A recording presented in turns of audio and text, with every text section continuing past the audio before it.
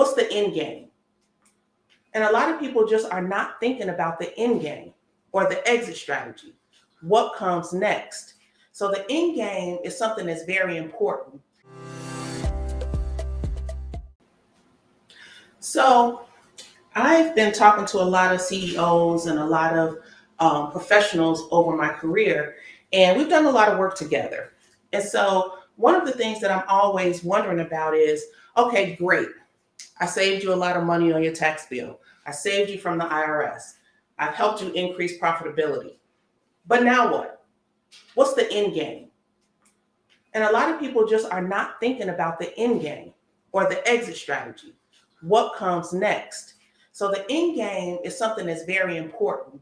And so a lot of times when I'm talking to people about legacy, they think that legacy is the end game, but it's not. The end game is kind of like what's happening after your career. So this is the end game. And so this could be, what's next for you in your lifetime, what's next for your business, what would happen if your business, if you got sick or if for some reason something happened to you, what would happen to your business? Now, that's different from legacy, because legacy, if this is your end game here, legacy started all the way back here. Because what people don't realize or don't think about a lot is that you're creating or building your legacy every single day. So even though I want you to think about end game, or I always talk to people about, hey, what's your end game, your exit strategy?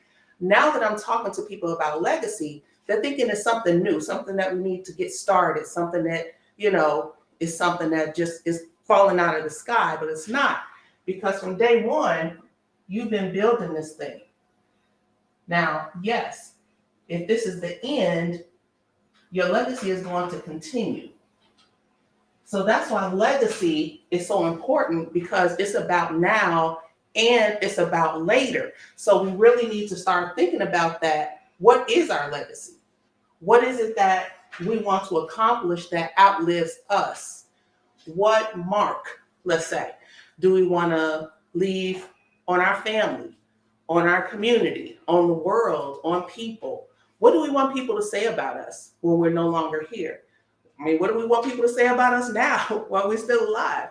So that's why legacy is so important. But this is how it looks in relationship to the end game or the exit strategy. Both are very important, but when we think about placement, a lot of people think that legacy is about death, but legacy is actually about life. And really, it's about living your best life. And so when we talk about legacy, it's a big word.